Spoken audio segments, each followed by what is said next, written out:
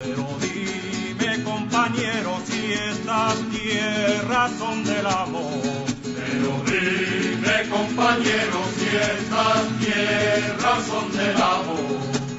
Porque nunca lo hemos visto trabajando en el arao. Porque nunca lo hemos visto trabajando en el arao. Con mi arado abro los surcos, con mi arado escribo yo. Con mi arado abro los surcos, con mi arado escribo yo. Páginas sobre la tierra de miseria y de sudor. Páginas sobre la tierra de miseria y de sudor.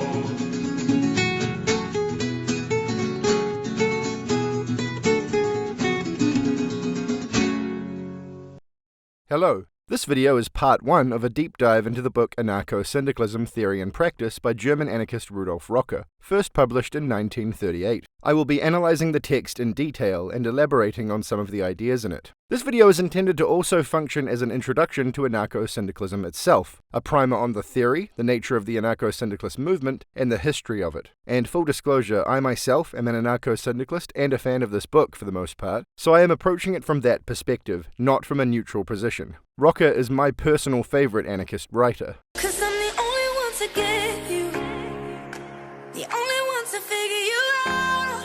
You're a place that I can go to, a face I couldn't live without, and nobody sees what we do. Don't need anybody else around. I will be quoting from the book at length and adding my own thoughts sporadically as I go along. Ideally, viewers should know the basics of anarchism already. You know, opposition to coercive unjustified hierarchy, hierarchies needing to prove themselves necessary, direct democracy, worker self-management, capitalism and the state forever competing for that coveted title of the wote. If what I am so eloquently saying does not ring a bell, I can recommend some videos here on YouTube. The series called Q and Anarchy on the channel of my comrade Thought Slime is a good place to start. Also, there are videos by my comrades Tom Avella and Libertarian Socialist Rants as well. Links to all of the above in the description. For those that are not aware, there is an introduction video to this series, Anarchist Book Club, and I recommend everyone watch that first. There's also a video called A Short Glossary of Anarchist Terms, which viewers who are not overly familiar with anarchism should probably watch, or otherwise risk this video not making much sense. This video, like the series in general, is best suited as a companion piece to a reading of the book itself. However, I recognize that a lot of people don't have the time to read through a bunch of anarchist theory in a careful enough way to adequately understand all of it. So this series is designed to also be suitable for those who are not planning to ever read the book. There are several versions of the book available online, including this version on Libcom, link in the description. For the most part, this is fine, but I do just want to warn people that there are quite a number of mistakes in it, words that have been swapped around for other words or that are just missing. The book starts with a preface by anarchist intellectual Noam Chomsky. Chomsky is also an anarcho-syndicalist and, like me, an admirer of Rocker's writings on the subject. Chomsky states that Rocker's book represents a vision of a society radically different from our own. As he explains, Rocker's vision stands in opposition to all of the dominant tendencies in modern social and political thought. As he recognized and explained with great clarity, all of these tendencies destroy the impulse to self-help by inoculating people with the ruinous delusion that salvation always comes from above. I just quickly want to say that the term self-help in the quote Chomsky takes from the book, that term has been so skewed due to self-help books and the like, but I think most people watching this will understand what he's talking about. Autonomy, self-determination, self-reliance, communities getting things done for themselves. Chomsky goes on to talk about how, in our current system, the role of the public is to ratify decisions taken elsewhere, to adopt the doctrines prepared for them by their superiors, and in general to observe passively while performing their duty. This phrase, to adopt the doctrines prepared for them by their superiors, brings up a preemptive counter for a potential rebuttal about the use of the phrase observe passively. A liberal may counter that the right to vote in periodic elections for political representatives mean that they are not just observing passively. But the reality is, after being voted in, the representatives decide on the doctrines and pass them down to the people who have no actual direct say in what those doctrines are. And what tends to happen is that the overwhelming majority of the candidates able to secure sufficient funding to run national-level campaigns adopt doctrines within a narrow spectrum of ideology. For example, pro-capitalism and pro-military. The status quo got them into their position of power, so any reform they seek to undertake of the current dominant systems in society will be limited to a narrow spectrum of possibility. They aren't going to bite the hand that feeds them. Observing passively is also one of the key ways in which people ratify the decisions being made elsewhere. For example, when the state passes a law that hurts workers and the workers don't put up much resistance to it because they are not well organized enough to do so, the state will take this as license to stick with that law and try to pass other similar laws that are even worse. In Rocker's radically different conception, people must take their lives and their work into their own hands. Only through their own struggle for liberation will ordinary people come to comprehend their true nature, suppressed and distorted within the institutional structures designed to assure obedience and subordination. One of the aspects of Rocker's work that Chomsky highlights in this preface is the idea that the current systems that dominate society go against human nature, and that anarchism is more in accordance with it. Human nature is something that anarchists think about a lot in myriad different ways, and as such it is a common theme in both anarchist theory and in online anarchist content such as that on YouTube. I put a couple of links in the description. His approach is far from utopian. This is not an abstract discourse, but a guide to action, drawing from the lessons of past failures and successes. This is really important, and it is great that Rocker wrote this way in a book about anarcho-syndicalism, because pragmatism is one of the core principles of anarcho-syndicalism. One could even argue that it is the most important core principle, as it informs all of the others in a fundamental way. I'll end this quick overview of Chomsky's preface by mentioning a classic bit of Chomskyan insight he pulls out near the end of it. The lessons of history teach us a good deal, but nothing more clearly than the fact that we often remain quite unaware of the forms of oppression of which we are victims, or sometimes agents, until social struggle liberates our consciousness and understanding. One good way to put this concept is that it is the opposite of you don't know what you've got till it's gone. You also don't truly know what you lack until you get it. You cannot fully understand what true freedom is until you've experienced it, or at the very least, studied those who have. Which leads a lot of nationalist types to describe whatever system they currently are living under as freedom. Rest assured that they wouldn't be doing so if they'd had any experience of the possibilities of real freedom. Okay, now we move on to the introduction, written by Nicolas, a British anarchist and humanist writer. I'm not going to go over this much, I'll just mention a couple of important things from it. The introduction seeks to give background on both the origins of the book and the life of Rudolf Rocker. Walter mentions that Rocker got involved in anarchist politics and by 1892 was contributing to the anarchist press in Germany, until he was forced to flee the country to escape a campaign of targeted police harassment. After moving around a bit, he settled in Britain. Walter goes on to say that in 1914, Rocker vigorously opposed both sides in the First World War, and after a few months he was interred as an enemy alien. Soon afterwards, the anarchist weekly paper De Arbiter Freund, sorry if I mangled that pronunciation, that he had been the editor of, was suppressed by the British government, and in 1918, Rocker was deported from Britain to the Netherlands. Soon after, he returned to his native country, Germany. He became a leading figure in the German and indeed the international anarcho-syndicalist movement. However, in 1933, Rocker had to leave Germany again. To escape persecution by the new Nazi regime, he settled in the United States, which he had previously visited for lecture tours, and he continued to work as a speaker and writer. He supported the Allies in the Second World War, which caused a breach with some old comrades. For me, this says a lot about Rocker. He understood then, which the rest of the far left came to understand in the following decades, that when it comes to fascism, you make exceptions. Violence is generally not acceptable, but when it comes to fascists, it is necessary and inevitable. Just ask these guys. Some things have to be stopped, and in such cases the gaps between the greater and lesser of two evils becomes a chasm, and not taking a side means effectively siding with the fascists. Walter then talks about how British anarcho-feminist thought leader Emma Goldman, who was one of Rocker's closest friends, was heavily involved in encouraging Rocker to write the book, something he was hesitant about to begin with, and she was also heavily involved in getting the book printed. Walter brings up a useful quote from a review of the book, but what was really needed was a complete work on anarcho-syndicalism, in which the subject would be dealt with in all its aspects. In Anarcho-Syndicalism by Rudolf Rocker, we at last have that book. I mention this because one of my criticisms of the book is that it contains more dry history than the average reader is going to be interested in, and that this is one of the reasons why it is often overlooked by modern anarchists looking to study up on anarchist theory. The reason for this, though, is that at time of writing, this is really what was wanted. This reviewer echoes a common desire among anarcho-syndicalists at the time. What they needed was a book in which the ideas, practices, and history of the movement were all codified in one place. And they got that in this book. That is 100% exactly what this book is. But that, among other problems which I will get to later, anchor this book heavily to its time, and this is somewhat of a problem. Another thing some anarchists complain about regarding this book is that it doesn't contain much, if any, original anarchist theory that hadn't been written down earlier by someone else. And that is true, but like I said, that was not the point of the book. Rocker was not so much an original anarchist thinker in this regard. He was a codifier, an archivist, someone who collects disparate esoteric information into one volume and tries to make that volume accessible, and who wrote clearly, concisely, and compellingly. Because this book acts on one hand as a history of the anarcho-syndicalist movement up until the time of publication, plus plus an epilogue written after World War II, Walter recommends some writings covering the history of the movement from this point onwards, and I have provided information about those in the description. Okay, that's enough of that. Let's get into the actual book itself.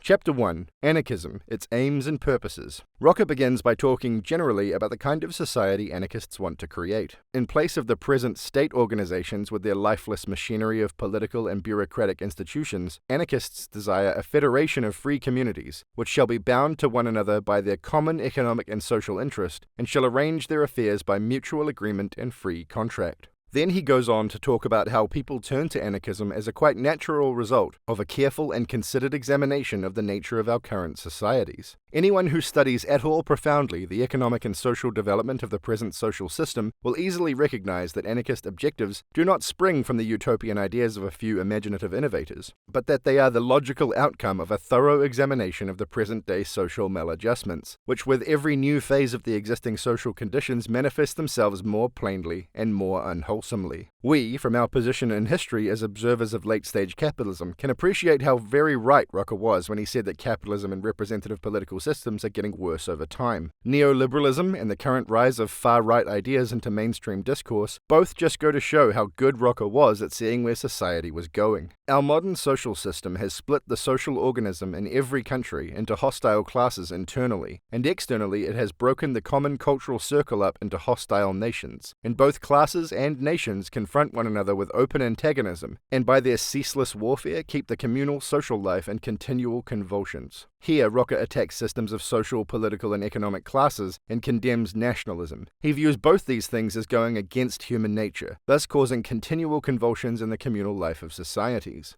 You're not crazy. Your pain is not a pathology. Your pain makes sense.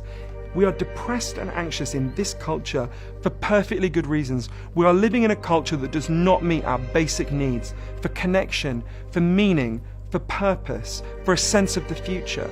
And that is the key reason why we're depressed. When I was a teenager, until I went to my doctor, I had thought my depression was all in my head, meaning it was a sign of weakness, it was shameful. It's not in our heads. If you're depressed, if you're anxious, you're not crazy. You're a human being with unmet needs. A system which in every act of its life sacrifices the welfare of large sections of the people, yes, of whole nations, to the selfish lust for power and the economic interests of small elite minorities, must of necessity dissolve all social ties and lead to a constant war of all against all. Here Rocker gets right to the heart of why these systems go against human nature, because they are based on competition rather than cooperation. Cooperation is a more natural human state of affairs, which is probably why so many anthropologists become anarchists, because this is well understood by both groups, anthropologists and anarchists. Elites like competition-based social systems because cooperative ones tend to level out vertical structures, and you cannot have elites without vertical structures and hierarchies. Rocker then talks at some length about the origins of anarchism and its historical development. For the purposes of this video, I don't think it makes sense to spend too much time here, but I will cover a few things he points out. There is one really cool thing about this part of the book in my opinion. Even though Rocker himself is an anarcho-syndicalist, he never criticizes the ideas of any of the anarchist thinkers from other tendencies who he talks about here, or says anything negative about any of them. He speaks warmly and respectfully about all of them, and I really like that. While I think the idea of left unity is dangerous nonsense, and I will be making a video about that at some point, anarchist unity is an idea I can most certainly get behind, and thus I appreciate Rocker's approach to talking about these folks. Except Primmies. Fuck Primmies. He does refer to individualist anarchism as so-called individual anarchism, but given the way he uses the term so-called later in the book, I think this is a lost in translation type situation, that actually he may not have been being pejorative here. Anyway, back to what I was saying. First he brings up William Godwin, who was not an anarchist, and who was around before anarchism became a thing, but who can be fairly described as a sort of proto-anarchist, someone who had some of the pieces of the puzzle, but not the whole thing. Rocker talks about how Godwin envisioned a fairer and more egalitarian society, but Godwin also recognized that human beings can only live together naturally and freely when the proper economic conditions for this are given, and when the individual is no longer subject to exploitation by another. Godwin's idea of a stateless society assumed the social ownership of all natural and social wealth, and the carrying on of economic life by the free cooperation of the producers. In this sense, he was really the founder of the later anarcho-communism. I think founder here is likely to be a translation error, as the word forerunner is much more appropriate, but a far greater influence on the development of anarchist theory was that of Pierre-Joseph Proudhon, one of the most intellectually gifted and certainly the most many-sided writer of whom modern socialism can boast. Proudhon was considered the father of mutualism, which is a kind of hybrid form of anarchism combining aspects of social anarchism and individualist anarchism. While I disagree with mutualism, I consider mutualists to be my friends and comrades, which is the position taken by most social anarchists. Next, Rocker mentions Max Stirner, the founder of egoism, a type of individualist anarchism. When talking about Stirner's book The Ego and Its Own, he says, "It is the book of a conscious and deliberate insurgent, which reveals no reverence for any authority, however exalted, and therefore impels powerfully to independent thinking."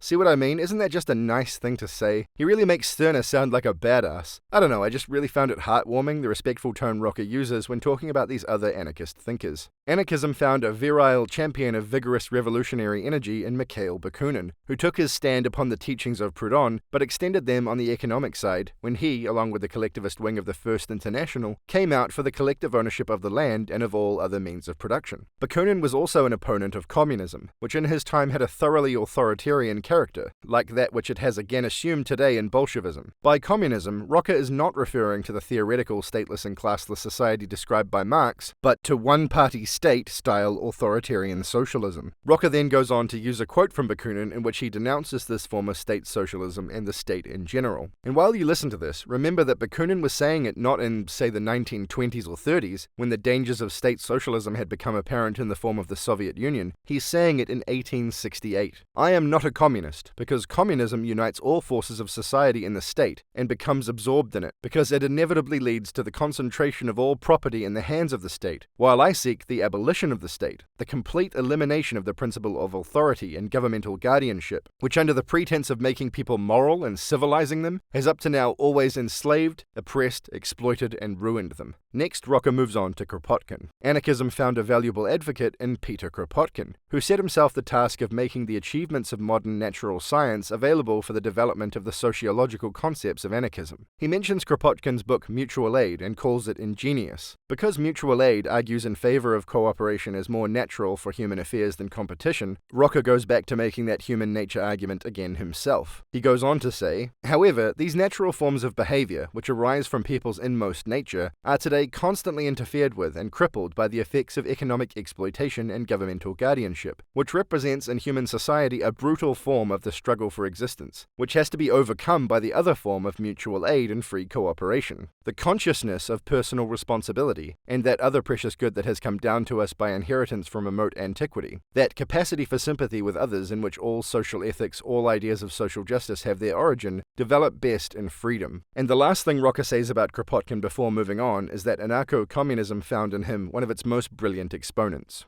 Rocker also recommends the work of Max Nettlau for those wanting to study the history of the anarchist movement, a reference in the description to those works that he lists in the bibliography of the book. Then after that brief description of some of the heavyweights of anarchist political philosophy, Rocker talks generally about anarchism and its vision of a better world. There will even probably be in the society of the future different forms of economic cooperation operating side by side, since any social progress must be associated with that free experiment and practical testing out for which in a society of free communities there will be afforded every opportunity. This provides me a good opportunity to mention that anarcho-syndicalists view anarcho-syndicalism not as the ideal anarchist society, but rather as a stepping stone to get from liberal democracy to anarchism, and most Syndies believe that anarcho-communism is a good model for what might come after syndicalism. Therefore, the majority of anarcho-syndicalists can also be said to be anarcho-communists. We just think that there needs to be a step between liberal democracy and anarcho-communism. But unlike, say, Marxist-Leninists, the step we advocate does not involve a state, and is itself an anarchist system, just one that involves more formalized structure than most anarchists view as ideal. Some of the most well-known theorists and writers of anarcho-communism, like Kropotkin and Berkman, envisioned a society in which different kinds of economic systems would be tried out alongside communism. They wanted a society of free experimentation, testing out new ideas and keeping what works. Exactly the kind of society that Rocker is advocating for here. And next, Rocker talks about how anarchism is, in his view, the natural evolution of the two great currents, which during and since the French Revolution have found such characteristic expression in the intellectual life of Europe: socialism and liberalism. I'll explain what he means by suggesting that anarchism is a natural evolution of both socialism and liberalism in a moment. But first, Rocker goes on to say this: "Modern socialism developed when profound observers observers of social life came to see more and more clearly that political constitutions and changes in the form of government could never get to the bottom of that great problem that we call the social question. Its supporters recognized that a social equalizing of human beings, despite the loveliest of theoretical assumptions, is not possible so long as people are separated into classes on the basis of their owning or not owning property. When Rocker references the social question, what he is referring to is one of the great debates of post-industrial revolution Europe. The Industrial Revolution changed European society in massive, earth-shattering ways and led to many different forms of crises and upheavals, including the creation of the modern class system. The social question is, how do we fix these problems that rampant industrial capitalism has caused in society, and how do we level out such a skewed economic playing field? And Rocker asserts, as do I, that the answer to the social question is socialism, workers controlling the means of production for themselves. Next, Rocker turns to the subject of liberalism. Anarchism has in common with liberalism the idea that the happiness and prosperity of the individual must be the standard of all social matters. And, in common with the great representatives of liberal thought, it has also the idea of limiting the functions of government to a minimum.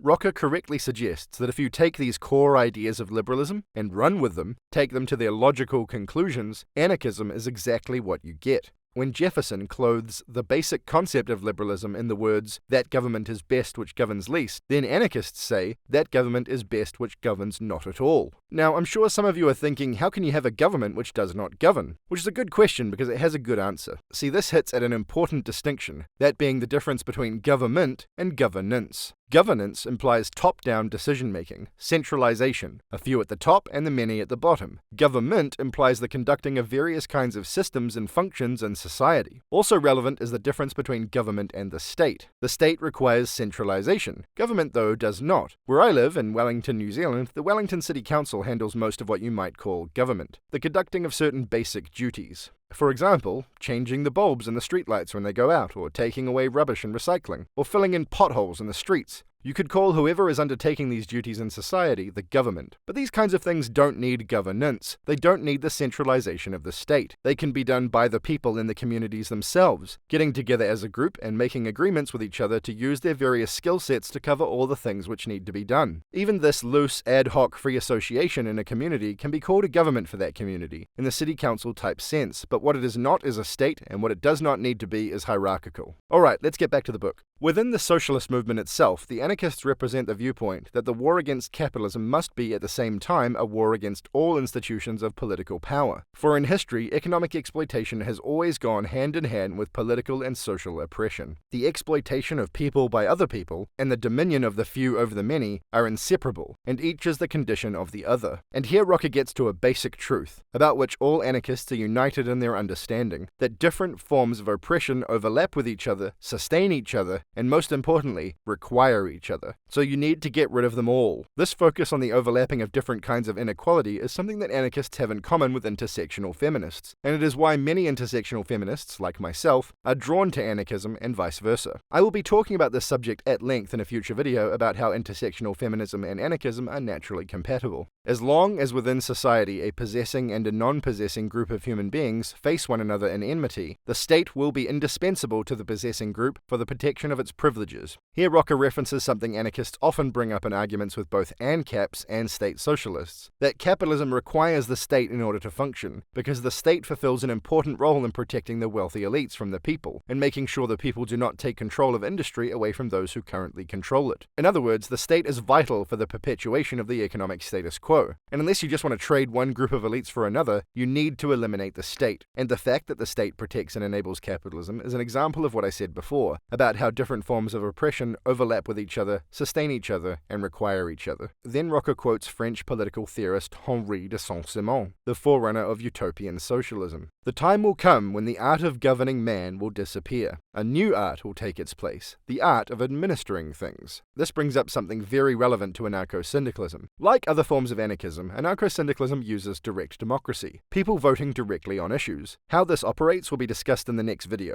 but one thing I wanted to bring up now based on this quote is that the syndicates, as well as voting directly on issues that affect their area, industry, and society generally, do also have elections. But these are not elections for representatives, since representatives are not needed in anarchism. Instead, they are elections for what I like to call functionaries, because for me at least, that term suggests someone who fulfills a necessary function but has no actual decision-making power. Anarcho-Syndicalism requires a lot of mass organizing, and while this does not take the form of a bureaucracy, it is still somewhat complex, and thus requires people whose sole job it is, at least for the duration of the usually 1-year-long term they are elected for, to enact the policies voted on by the people in the syndicate. So they administer things, but they do not govern people. Hence, when I saw this quote, I thought of that. Unlike in a representative democracy, where a representative can, after being elected, simply choose not to do the things they said they were going to do, because they are ultimately the one with the power, if a functionary in a syndicate were to act contrary to what has been decided through the democratic process, they can, and indeed must, be removed immediately and replaced by someone else. And in a system where there is always some kind of voting going on, holding a snap election for a new functionary is very easy to do. Okay, let's get back to Rocker.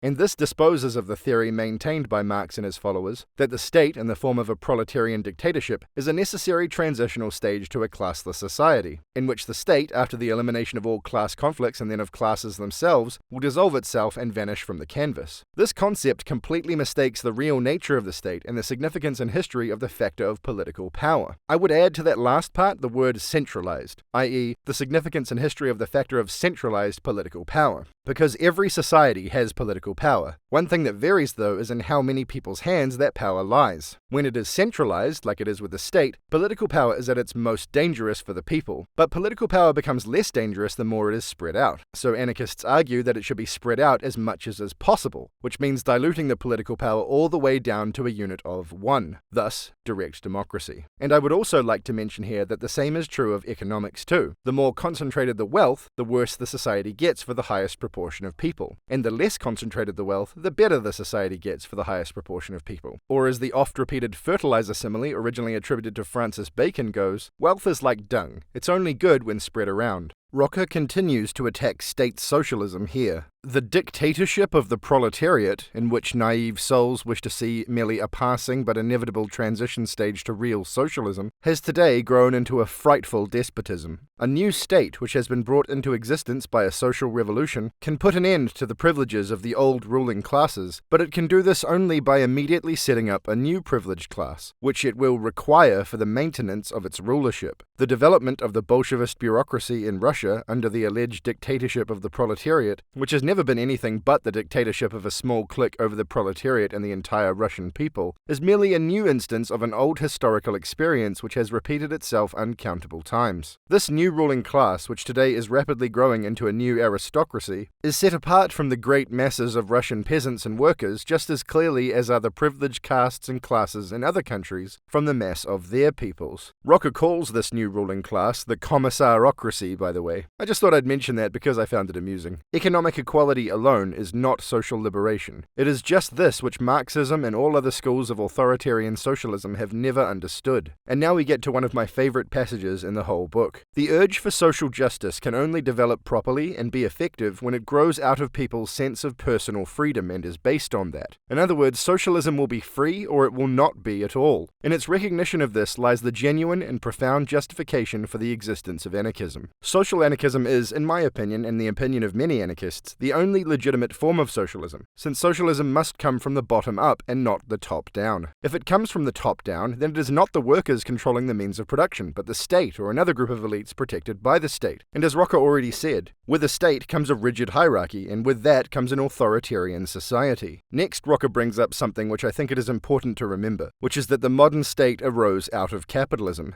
Capitalism arrived in England from the Dutch Republic in the late 17th century, and it was under these conditions the inventions that led to the Industrial Revolution came about, and thus the developments during the Industrial Revolution happened within and were guided by a capitalist framework. Hence, a small class of incredibly wealthy elites was quickly created of those into whose hands the capital flowed. The newly arisen possessing classes had need of a political instrument of power to maintain their economic and social privileges over the masses of their own people, and to impose them from without on other groups of human beings. Thus arose the appropriate social conditions for the evolution of the modern state. As the organ of political power of privileged castes and classes for the forcible subjugation and oppression of the non-possessing classes. This task is the political lifework of the state, the essential reason for it existing at all, and to this task it has always remained faithful, must remain faithful, for it cannot escape from its skin. Whether the state be monarchy or republic, whether historically it is anchored to autocracy or in a national constitution, its function remains always the same. States protect the privileged classes from the rest of society. That is what they do. They create a bunch of political machinery that acts as a barrier between the society's status quo and radical change, and also between the individual and their ability to improve their own lives. The state can only be what it is, the defender of mass exploitation and social privileges, the creator of privileged classes and castes and of new monopolies. Who fails to recognize this function of the state does not understand the real nature of the present social order at all, and is incapable of pointing out to humanity new outlooks for its social evolution. Anarchism is no patent solution for all human problems, no utopia of a perfect social order, as it has so often been called, since on principle it rejects all absolute schemes and concepts. It does not believe in any absolute truth, or in definite final goals for human development, but in an unlimited perfectibility of social arrangements and human living conditions, which are always straining after higher forms of expression, and to which for this reason one can assign no definite terminus, nor set any fixed goal.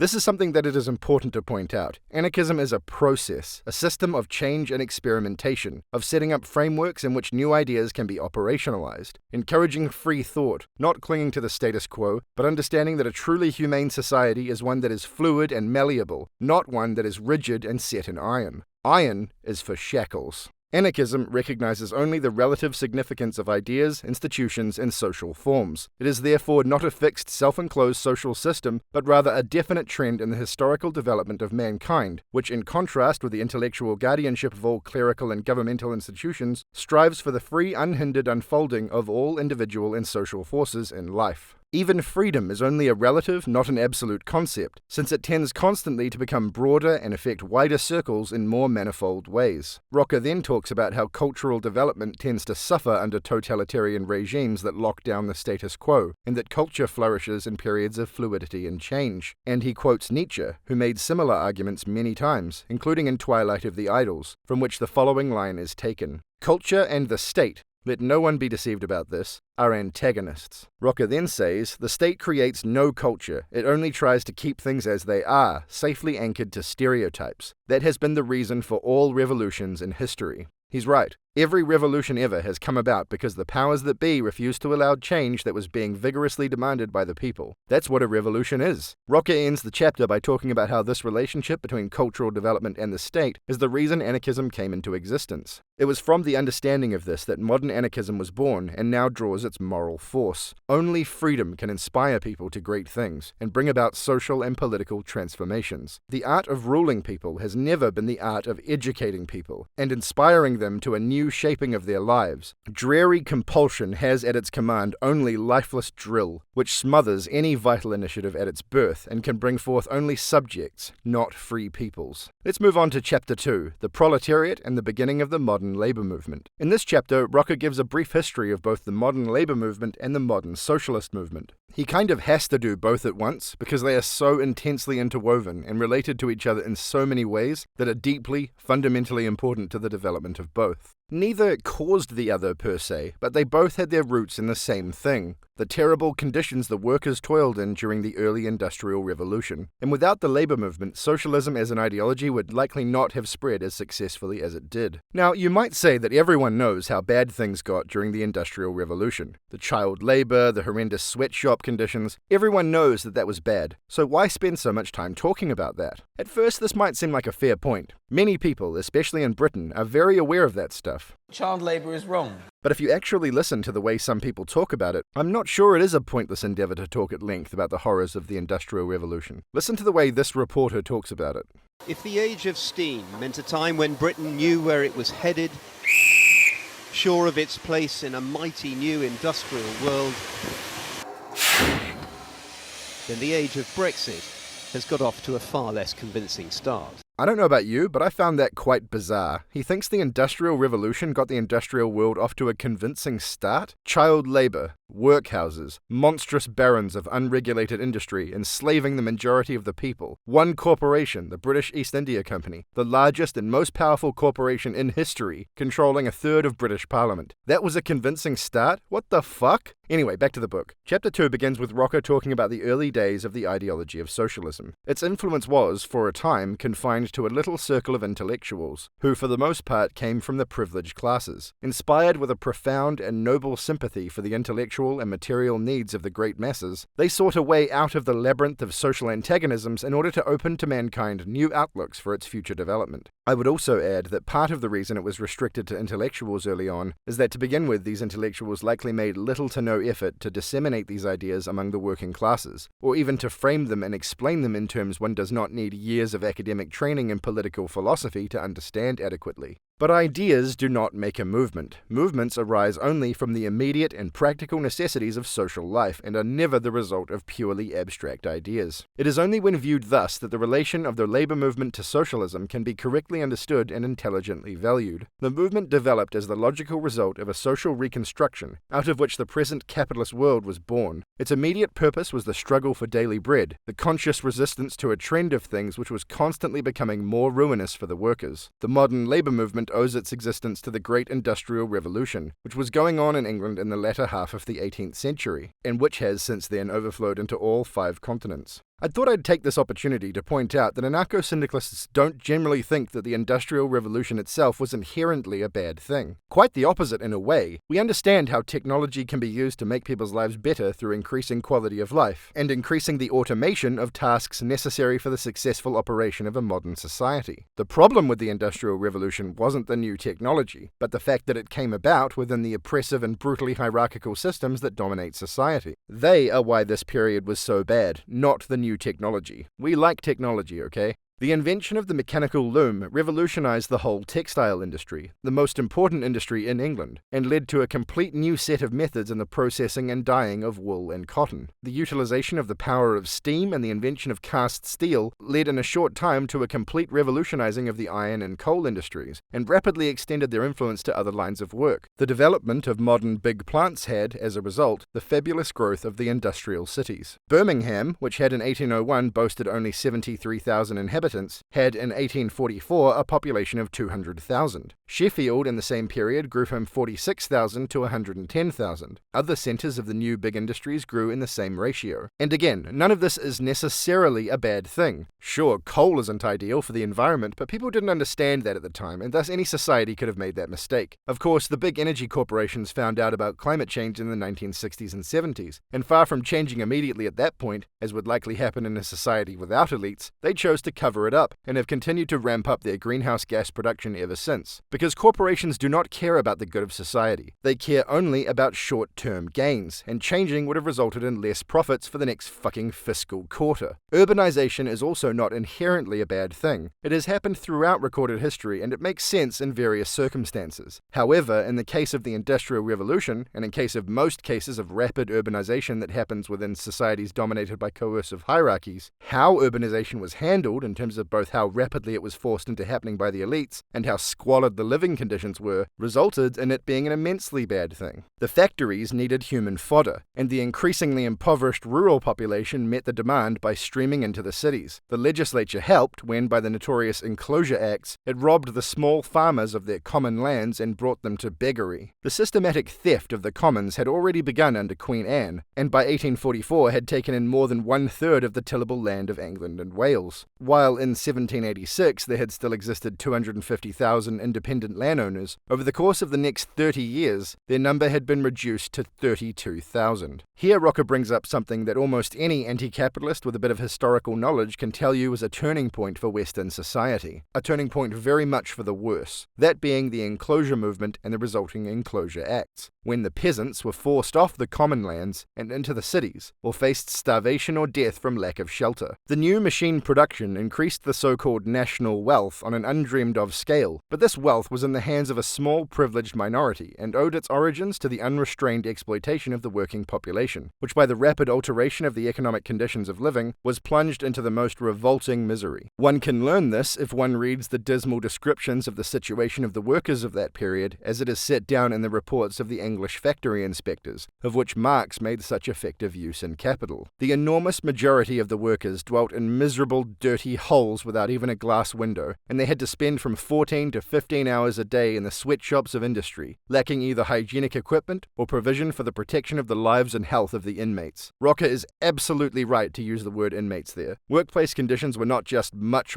worse than the conditions of the average prison in our time. Some of the working environments were worse than the conditions of contemporary prisons. Seriously, which Rocker is going to get to soon. And this for a wage that was never enough to satisfy even the most indispensable of needs. If at the end of the week the worker had enough left to enable him to forget the hell he lived in for a few hours by getting drunk on bad liquor, it was the most he could achieve. Many of those who know me well online know that I have strong feelings about alcohol and alcoholism. I have a lot to say about the connections between alcoholism, oppression, and worker rights, but I shall save that for another video. The pitiful situation of the factory slaves was made still more oppressive by the so-called truck system, under which the worker was compelled to purchase their provisions and other articles of daily use in the stores of the factory owners, where often overpriced and unusable goods were handed out to them. This went so far that the worker had scarcely anything left of their hard-earned wages, and had to pay for unexpected expenses such as doctors, medicines, and the like, with the goods they had received from the factory owners. And this limitless exploitation of human labor power was not confined to adults. The new methods of work had enabled the machine to be served with only just a few manual movements, which could be learned with no great difficulty. This led to the destruction of the children of the working poor, who were put to work at the age of 3 or 4, and had to drag out their youth in the industrial prisons of the entrepreneurs. The story of child labor, on which no restrictions of any kind were imposed at first, is one of the darkest chapters in the history of capitalism. People often say during arguments with ANCAPs that their proposed system has never been tried before, but really it has. For the first few decades of the Industrial Revolution in England, there were no regulations on private industry whatsoever.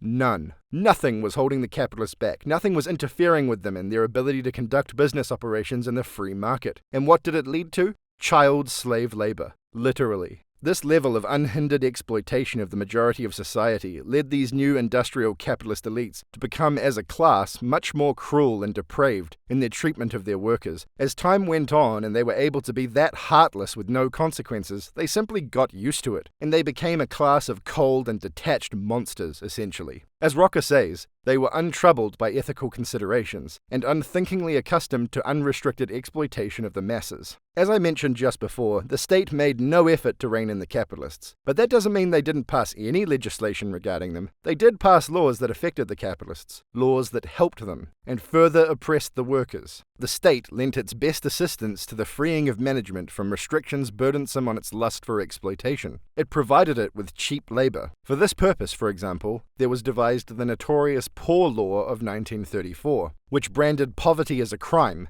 and laid the responsibility for personal misfortune upon alleged indolence. Yes, you heard that right. This law said that if you're poor, it's your fault, and you can now be arrested for that, for the crime of being broke. You can be arrested for that. The law was based on the doctrine of a complete piece of garbage named Thomas Robert Malthus. Doesn't that surname sound like a villainous wizard from a fantasy novel aimed at a teen and preteen audience? Malthus. It's actually kind of similar to the evil sorcerer Maldus from Farscape.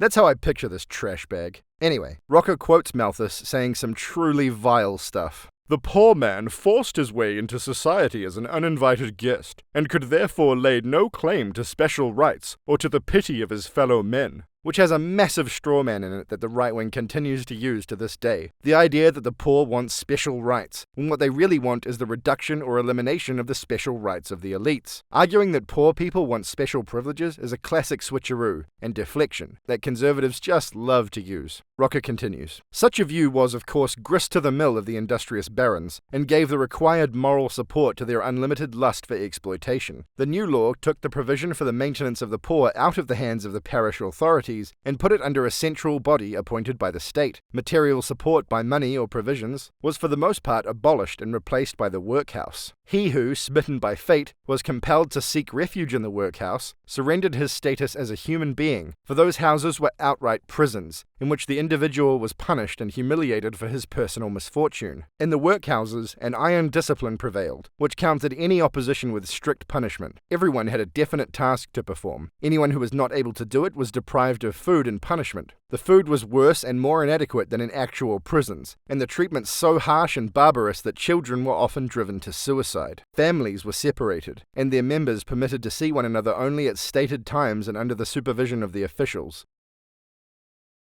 Every effort was directed to making residence in this place of terror so unendurable that only the utmost necessity would drive human beings to seek in it a last refuge. For that was the real purpose of the new poor law. Machine production had driven thousands out of their old means of living. In the textile industries alone, more than 80,000 handweavers had been made beggars by the modern big plants. And the new law saw to it that cheap labor was at the command of management, and with it the possibility of constantly forcing wages lower. So the state passed a law that criminalized being poor, then they rounded up a bunch of poor folks and confined them into workhouses where conditions were often worse than the prisons where murderers and rapists were being sent at the time. This is what happens when the people are not organized enough to put up effective resistance against the political and economic elites. They get away with worse and worse crimes against humanity until the people rise up and say enough is enough. It stops here. No goddamn pasaran.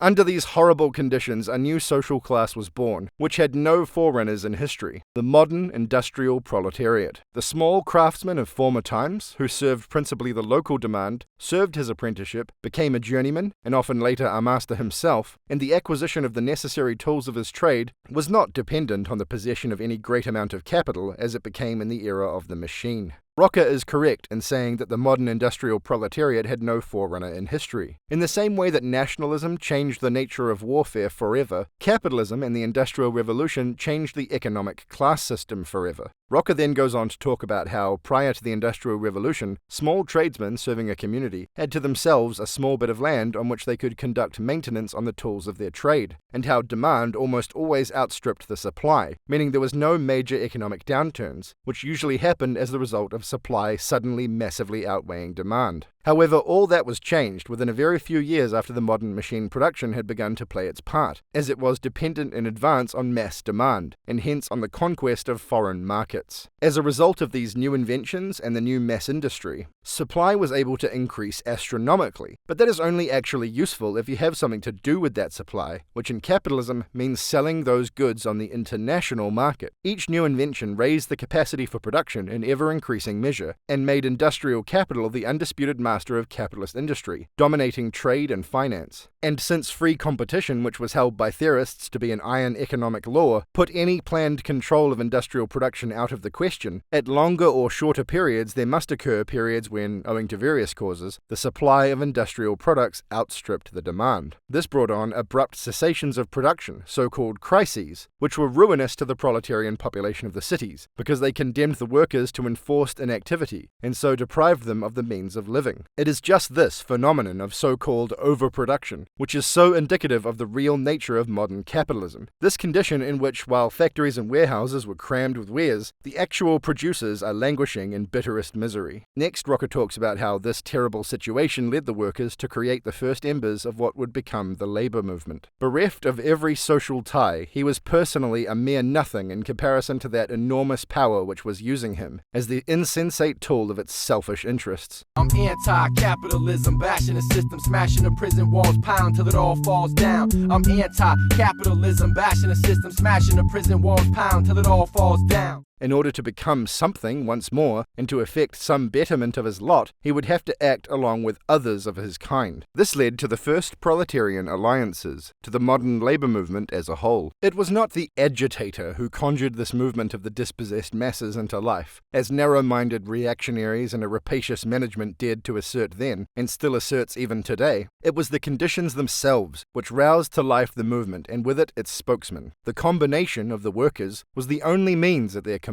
for saving their lives and forcing more human conditions under which to live. Rocker uses the word combination there, because before union was used, a combination was what an alliance of workers to promote shared interests was called. Rocker then describes how the employer class responded to this by going to the state and demanding that a law be passed to restrict the ability of the workers to lawfully form such organizations. And Parliament promptly responded to this demand by passing the so-called Combination Acts of 1799 to 1800, which prohibited all combinations for the purpose of raising wages or improving the existing conditions of work, and imposed severe penalties for violation. So here we have another example of the state passing laws to aid the industrial barons in their screwing over of the workers, setting up a long history of states and capitalists everywhere working together to further elevate themselves above the powerless. Thus labour was given over unconditionally to exploitation by industrial capital, and was faced with the alternatives of either submitting to the law and accepting without resistance all the consequences this entailed, or breaking the law, which had condemned them to outright slavery. Confronted with such a choice, the decision could not have been too difficult for the more courageous section of the workers, as they had scarcely more to lose anyway. They defied the law which mocked at human dignity, and tried by every means to get around its provisions. Since trade union organizations, which were at first purely local in character and confined to particular industries, had been deprived of the legal right to exist, there sprang up all over the country so-called mutual benefit associations or similar innocuous bodies, having as their sole purpose the diverting of attention away from the actual fighting organizations of the proletarians. For the inner core of these open associations was composed of the secret, conspiratory brotherhoods of the militant element among the workers, smaller or larger groups of determined men bound by an oath to profoundest secrecy and mutual assistance. In the northern industrial sections of England, and in Scotland in particular, there were a large number of these secret organizations, which carried on the fight against the employers and spurred the workers to resistance. It lay in the nature of the affair that most of these struggles assumed an extremely violent character, as is easy to understand when we consider the miserable situation of the workers resulting from the disastrous development of economic conditions, and the pitiless prosecutions following even the most modest attempts at improvement of the proletarian standard of living. Rocker makes an important point here. When the state reacts with monstrous brutality, even to peaceful demonstrations asking for the most basic rights, what it is doing is teaching the workers that they will have to resort to different, more secretive, and more violent means in order to get themselves to a less desperate situation than having to decide between either being worked to death or starved to death. Faced with that kind of desperation and misery, any self-respecting person would do whatever it takes to secure for themselves some measure of improved circumstance, and to make sure that the basic needs of themselves and their families and community start actually being met to a more significant extent. As Rocker explains, although this first phase of the modern labour movement was in great part a violent one, it still was not revolutionary in the proper sense. For this, it lacked the proper understanding of the actual causes of economic and social processes which only socialism could give it. Its violent methods were merely the result of the brutal violence which was inflicted on the workers themselves, but the methods of the young movement were not directed against the capitalist system as such at all, but merely at the abolishment of its most pernicious excrescences and at the establishment of a decent human standard of living for the proletariat. A fair day's pay for a fair day's work was the slogan of these first unions, and when the employers resisted this modest and certainly fully justified demand of the workers with the utmost brutality, the latter were obliged to resort to whatever methods that were available to them under the existing conditions. Now back to what Rocker was saying about the criminalization of unions. Any violation of the letter of the law was visited with horrible punishment. Even after trade union organizations were legally recognized in 1824, the prosecutions did not cease for a long time. Conscienceless judges, openly and cynically protecting the class interests of the employers, inflicted hundreds of years of imprisonment on insubordinate workers. And remember folks, it's not just the legislative and executive branches of government that take part in the systematic oppression of the workers, it's the judiciary too. Next, Rocker covers the movement known as Luddism, where workers destroyed the machines that the elites were using to work them to death, or at the very least into awful misery. As early as 1769, a special law had been enacted for the protection of the machines. In 1811, over 200 machine looms were destroyed in Nottingham. Of course, Luddism didn't work, because the machines themselves weren't the real problem. Their use in making the lives of the workers horrific was merely a symptom of the true problem, which was the elites themselves and their utter disdain for the well-being of the people and of society. And when all you're doing is treating the symptoms, You can never win, because the disease can always manifest more symptoms, if you get my meaning. The Luddites smashed the looms, and the elites just made more looms, and then killed and imprisoned a whole bunch of workers in retaliation, of course. In 1812, Parliament enacted a law imposing the death penalty for the destruction of machines. It was on this occasion that Lord Byron delivered his celebrated indictment of the government, and ironically demanded that if the bloody law was to be put into force, the House should provide that the jury should always consist of 12 butchers. The officials put a price of £40,000 on the heads of the leaders of the underground movement. In January of 1813, 18 workers convicted of Luddism were hanged at York, and the deportation of organised workers to the penal colonies in Australia increased at a frightful rate. The destruction of the machines ceased only when a new understanding of the matter arose among the workers, and they came to see that they could not halt technological progress by this means.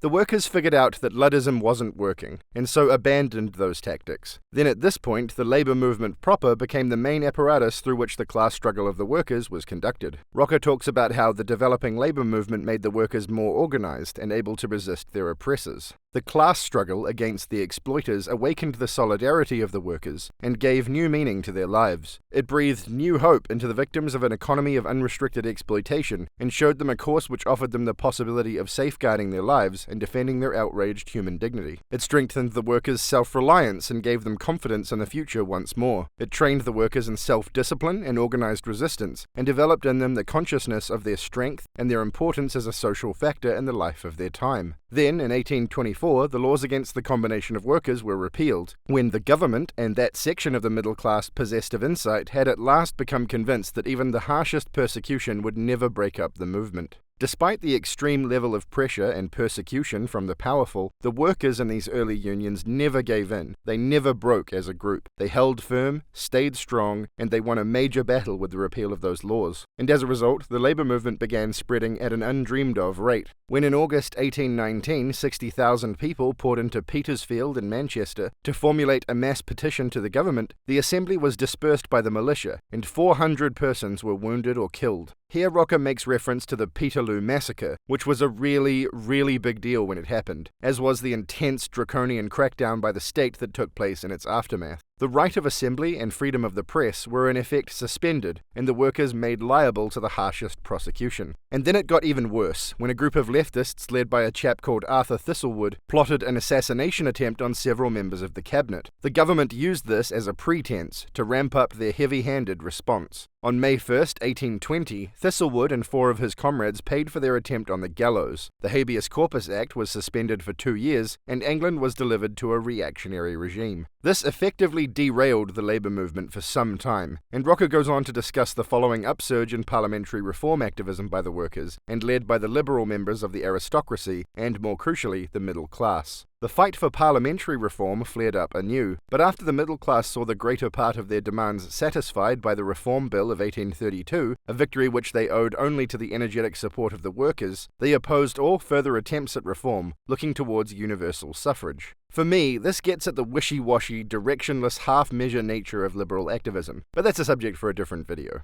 Not only that, the new parliament enacted a number of reactionary laws by which the workers' right to organise was again seriously threatened. The shining examples among these new laws were the notorious Poor Laws of 1834, to which reference has already been made. And that's when the state criminalised being poor. The workers felt that they had been sold out and betrayed, and this feeling led to a complete break with the middle class. Rocker then goes on to talk about the next big thing in leftism after this period, that being the movement known as Chartism. I've decided not to cover that part of this chapter, but the Chartists were a big deal, and I encourage viewers interested in the history of the left to look into them. Here though, we are going to skip slightly ahead to when Rocker gets to the early developments of the socialist movement. Socialism also forged vigorously ahead during the Chartist period, and the ideas of William Thompson, John Gray, and especially of Robert Owen began to spread more widely among the English workers. Here Rocker is referring to what we now call utopian socialism, an early form of socialism which found its most potent voice in English textile manufacturer Robert Owen, who incidentally was also a key figure in the development of what would come to be known as cooperatives.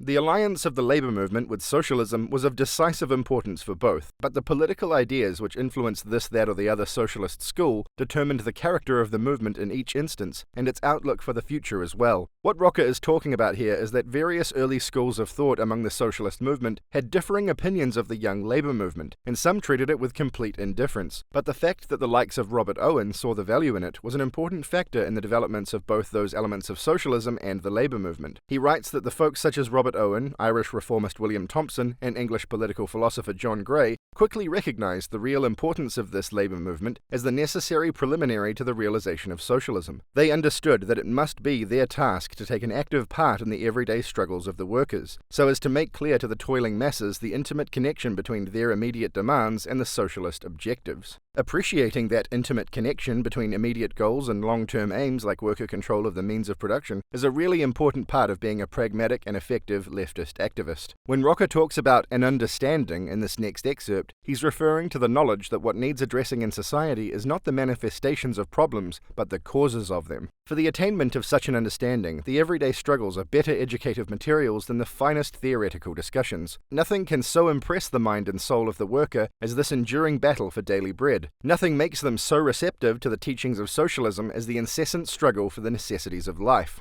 And so Rocker touches on the importance of the labour movement in the spreading of leftist ideas, which he will be talking about more in the next chapter, which we now move to. Chapter 3. The Forerunners of Syndicalism. In this chapter, Rocker continues to recount the history of the labour movement and unions. He talks a bit about the early labour movement in France, and then covers the development and dissolution of the First International. I need to mention here that there is a difference in terminology between American English and, well, actual English. No offense to my American viewers, but I'm not going to call it British English, because that term is technically inaccurate and feels tautological to say. The issue here is that what Americans and Canadians call labour unions, we in the rest of the English-speaking world call trade unions. So when Rocker and I use the term trade union, American viewers should keep in mind we are talking about labour unions. I say this because I have been informed that in American English the term trade union is used to refer to unions of workers in specific fields, i.e. craft work. By which I mean this, not this.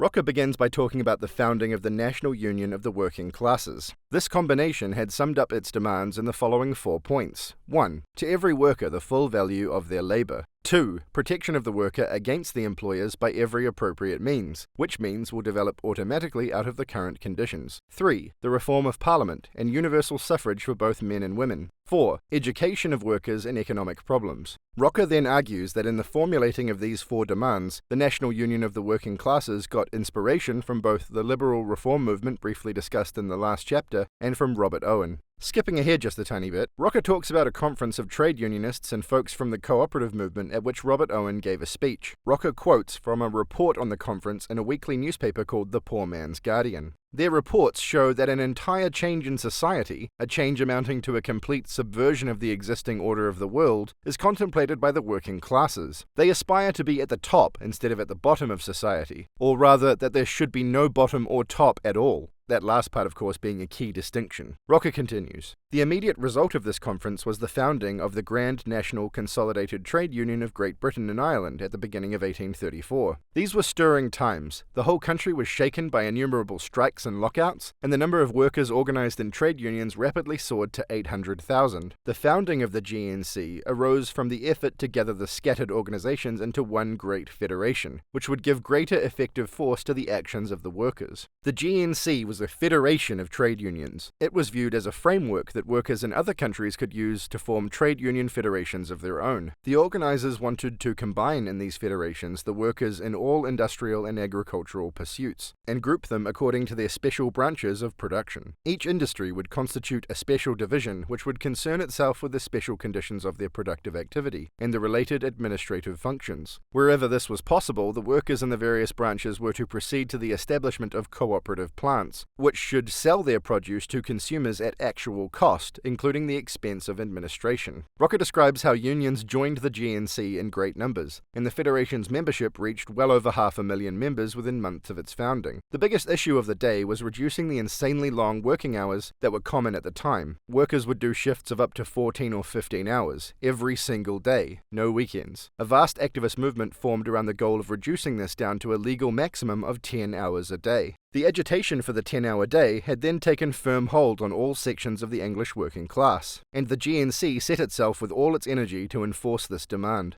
Rocker mentions that Robert Owen was also heavily involved in the 10-hour-day movement. He continues, "The militants in the GNC placed little hope in legislation, but tried to convince the workers that the 10-hour day could only be won by the united economic action of the whole body of workers. As to what form that united economic action might take, Rocker turns to the idea of the general strike, which will be explored in more detail in the next video. At the beginning of 1832, William Benbow, one of the most active champions of the new movement, had published a pamphlet entitled Grand National Holiday and Congress of the Productive Classes, which had a tremendous circulation, and in which the idea of the general strike and its importance to the working class was for the first time treated in its full compass. Benbow told the workers that if the enforced sale of their labor power was the cause of their slavery, then their organized refusal to work must be the means of their liberation. And so the concept of the general strike, in which huge numbers of workers in multiple industries and regions in the country stop working simultaneously, began to gain traction as a potential strategy, especially within the GNC. The entire bourgeois press denounced the criminal purposes of the GNC and unanimously proclaimed that it was leading the country towards a catastrophe. The factory owners in every industry besieged Parliament with petitions urging measures against unlawful combinations, and in particular against the collaboration of workers in different categories in industrial disputes. The employer class understood that worker solidarity across industries and regions presented a serious threat to them. They knew how potent something like a general strike could be for forcing the hand of the political elites.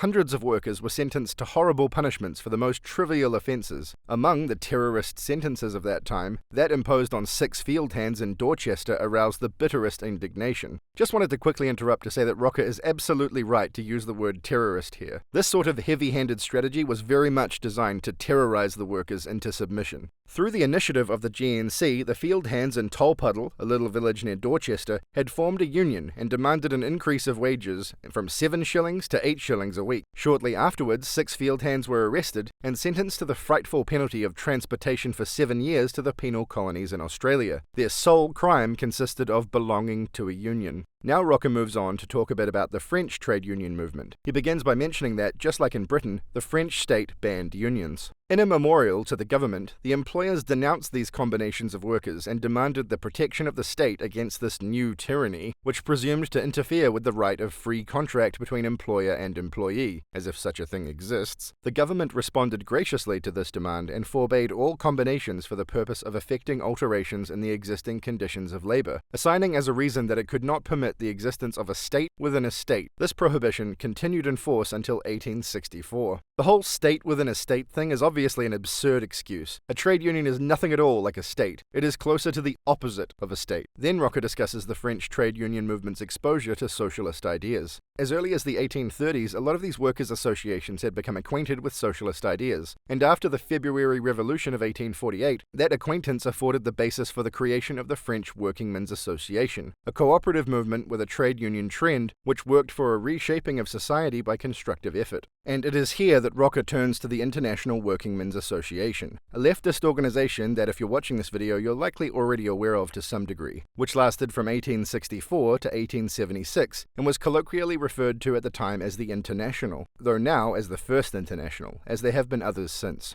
Debout les damnés de la terre, debout les forçats de la femme, la raison commence au cratère, c'est l'éruption de la femme. But before I get back to Rocker, I just wanted to say that them calling it the International Working Men's Association wasn't great, considering that first-wave feminism was, by this time, already widely involved in promoting women's right to enter the workforce, such as the efforts of women like Barbara Beaudechon, who helped found the Society for Promoting the Employment of Women in 1859, and was heavily involved in getting women into the printing and journalism industries, which she saw as ideal lines of work for women to get involved in, as it promoted women's literacy and women's employment at the same time, while also creating an organ through which other feminist ideas can be spread. And thus, she and her activist colleagues in the group known as the Ladies of Langham Place created the English Women's Journal, a periodical that promoted the employment of women, women's suffrage, women's education, and various other core goals of first-wave feminism. So yeah, anyway, not great that the leftist international organization of the time was erasing the labor activism of women, which was being conducted in society contemporaneously. Now, back to the book and the discussion of the First International. It was the first great attempt attempt to unite the workers of all countries in an international alliance, which should open the path for the social and economic liberation of the working class. The first need was to bring the workers of different countries closer to one another, to make them understand that their economic and social enslavement was everywhere traceable to the same causes, and that consequently the manifestation of their solidarity must reach beyond the artificial boundaries of the states, since it is not tied up with the alleged interests of the nation, but with the lot of their class.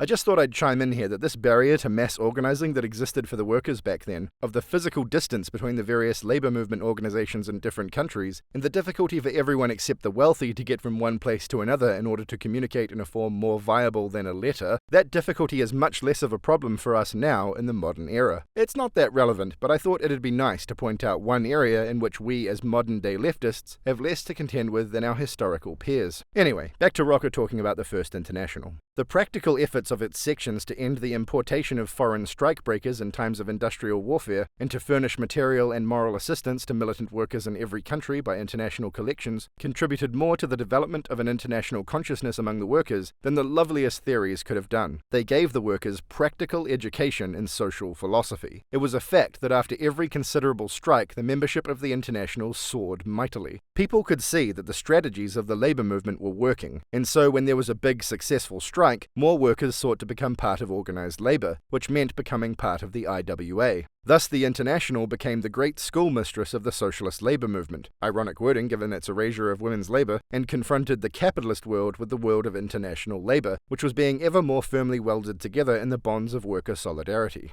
Rocker mentions that the first two congresses of the International were quite moderate, and goes on from there. The Congress at Brussels in 1868 was animated by a totally different spirit from that of its two predecessors. The Congress, by a large majority, declared itself for the collectivizing of the land and other means of production, and called upon the sections in the different countries to go exhaustively into this question, so that at the next Congress a clear decision could be reached. The resolution to prepare the workers for a general strike to meet the danger of a threatened war, because they were the only class that could by energetic intervention prevent such organized mass murder, also testified to the spirit by which the International was permeated at that time. The pacifism that Rocker refers to here resulted from the fact that nationalism had by this point thoroughly and completely changed the nature of war to something far bloodier and more horrific than it had ever been in the past, but that is a subject for another video. Rocker now talks about a big question that was being asked at the Third Congress of the International, that of the importance of trade union organizations of the working class, which Eugene Hines laid before the Congress in the name of the Belgian Federation. There was presented for the first time a wholly new point of view, which had an unmistakable resemblance to certain ideas of Robert Owen and the English labour movement of the 1830s. In order to make a correct estimate of this, one must remember that the various schools of state socialism of that time attributed to the trade unions either no importance at all, or at best only a subordinate one. The French Blanquists saw in the trade unions merely a reform movement, with which they wished to have nothing to do, as their immediate aim was a socialist dictatorship. Ferdinand Lassalle directed all his activities toward wielding the workers into a political party, and was an outspoken opponent of all trade union endeavors, in which he saw only a hindrance to the political evolution of the working class. Marx, and more especially his friends of that period in Germany, recognized, it is true, the necessity of the trade unions for the achievement of certain betterments within the capitalist social system, but they believed that their role would be exhausted with this, and that they would disappear along with capitalism, since the transition to socialism could be guided only by a proletarian dictatorship. Now Rocker returns to that report he mentioned by Eugene Hines from the Belgian delegation.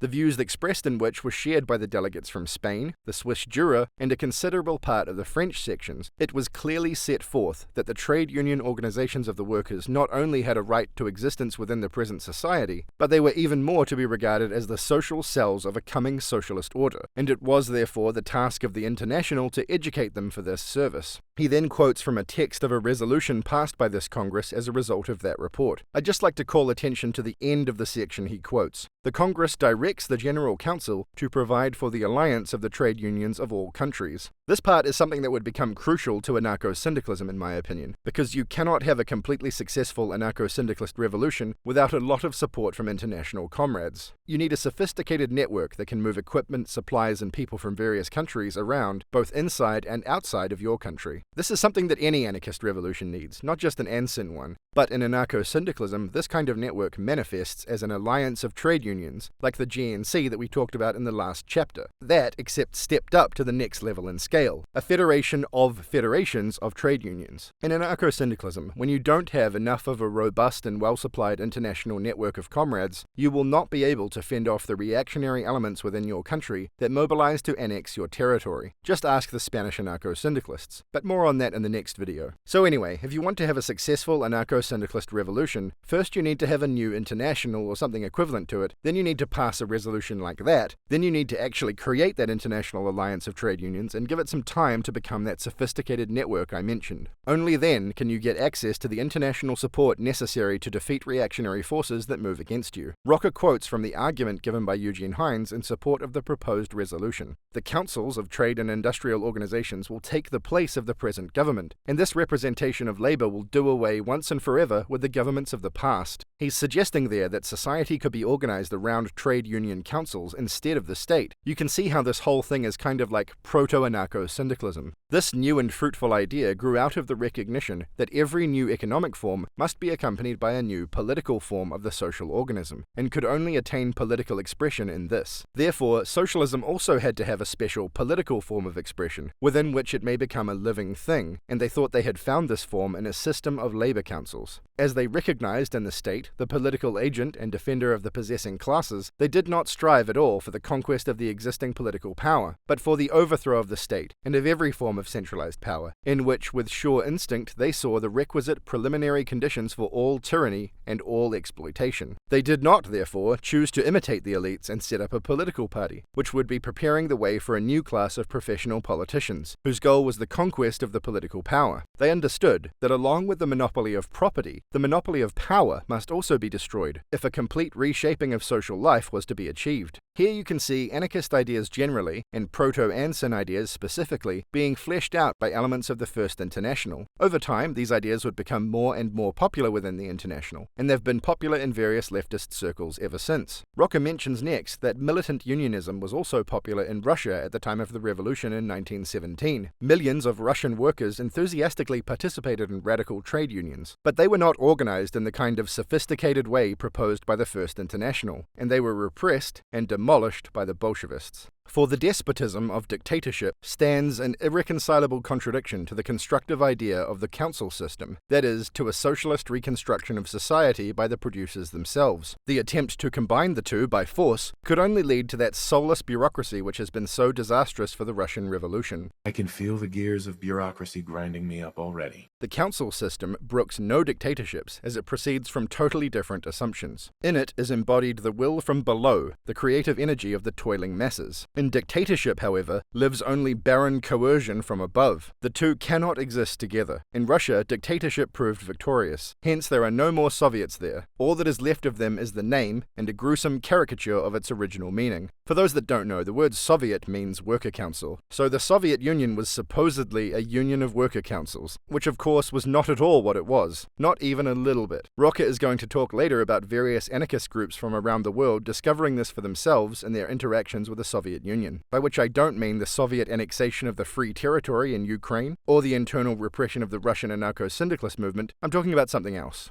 Like all other advocates of the state idea, so also the advocates of dictatorship proceed from the assumption that any alleged advance and every temporal necessity must be forced on the people from above. This assumption alone makes dictatorship the greatest obstacle to any social revolution, the proper element of which is the free initiative and constructive activity of the people. Dictatorship is the negation of organic development, of natural building from below upwards. It is the proclamation of the wardship of the toiling people, a guardianship forced upon the masses by a tiny minority. Then Rocker again attacks the idea of a dictatorship of the proletariat. Such a thing as the dictatorship of a class is utterly unthinkable, since there will always be involved merely the dictatorship of a particular party, which takes upon itself to speak in the name of a class, just as the previous elites justified any despotic proceeding in the name of a nation of people. Now Rocker contrasts the so-called dictatorship of the proletariat with the emerging ideas around trade union councils in the First International. The idea of a council system for labor was the practical overthrow of the state idea as a whole. It stands, therefore, in frank antagonism antagonism to any form of dictatorship, which must always have in view the highest development of the power of the state. The pioneers of this idea in the First International recognized that economic equality without social and political liberty is unthinkable. For this reason, they were firmly convinced that the liquidation of all existing institutions of political power must be the first task of the social revolution, so as to make any new form of exploitation impossible.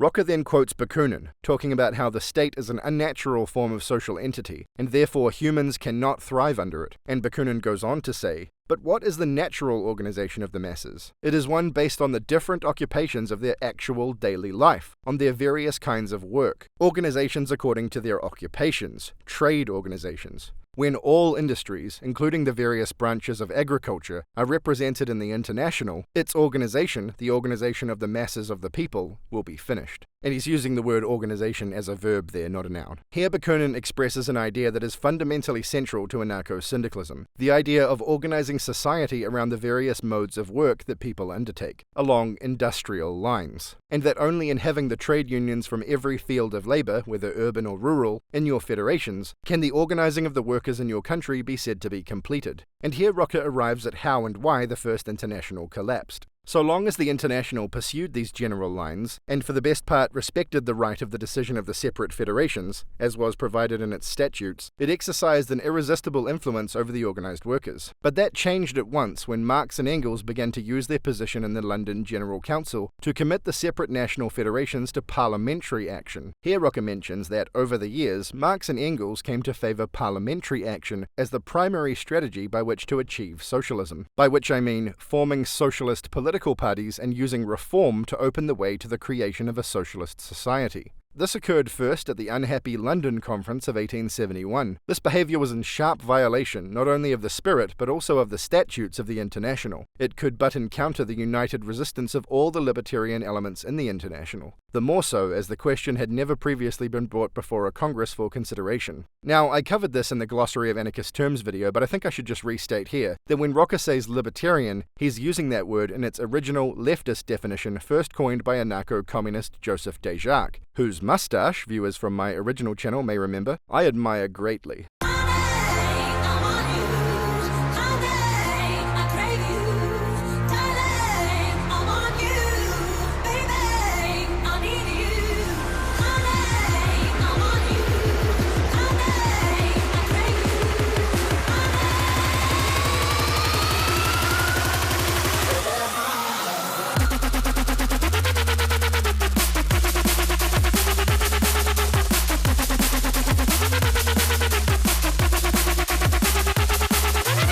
Rocker continues to describe the dissolution of the International. The Congress at The Hague in 1872, in which a majority had been artificially created by the employment of the dirtiest and most reprehensible methods, crowned the work begun by the London Conference of transforming the International into an electoral machine. Next, Rocker mentions French politician Edouard Vallon, who argued for the resolution proposed by the General Council advocating the conquest of political power by the working class. Here's the part of Vallon's speech at the 1872 Congress that Rocker quotes. "As soon as this resolution has been adopted by the Congress, and so incorporated into the Bible of the International, it will be the duty of every member to follow it under penalty of expulsion." So a faction of the International led by Marx and Engels, which had taken over the International by creating an artificial majority, adopted a resolution saying that if you don't follow along and throw your primary efforts into parliamentary action, you will be kicked out of the International. As Rocker points out, the two factional figureheads who personified each side of the divide in the First International were Marx and Bakunin. Rocker also points out that it would be a big mistake to try and explain this struggle as merely a conflict between two personalities. It was an antagonism between two sets of ideas. Anyway, Marx had become quite the reformist by this point, whereas Bakunin, as Rocker states back in the first chapter, remained a determined revolutionary right to the end. I'm not a big fan of Bakunin due to the whole, anti-Semitism thing, but I really respect that he never gave in and stood firm for his libertarian socialist principles to the end. People like you never managed to grind him down. They never stole his spirit. He never gave in, never gave up, and never sold out. Right till his last breath. Rocker continues, By this, Marx and his followers directly provoked the open split in the International, with all its disastrous consequences for the development of the labour movement, and inaugurated the period of parliamentary politics which of natural necessity led to that intellectual stagnation and moral degeneration of the socialist movement which we can observe today in many countries. As Rocker points out, today we can with hindsight see the failure of so many different efforts around the world to achieve socialism through the use of political parties. Rocker will delve into why political parties can never be the apparatus through which socialism is achieved in the next video. Rocker then laments the disintegration of the First International and the actions of Marx and Engels that led to it. The International had room for every faction, and a continuous discussion of the different views could only have contributed to their clarification. But the effort to make all schools of thought subservient to one particular school, one which moreover represented only a minority in the International, could but lead to a cleaving and to the decline of the great alliances of the workers, could but destroy those promising germs which were of such great importance to the labour movement in every land. And Rocker ends the chapter by introducing where the next chapter starts. Only with the awakening of revolutionary syndicalism in France were the creative ideas of the First International rescued from oblivion, once more to vitalize the socialist labour movement. And speaking of the next chapter, I will see you in the next video. Until then, farewell comrades and potential comrades, and I shall see you next time.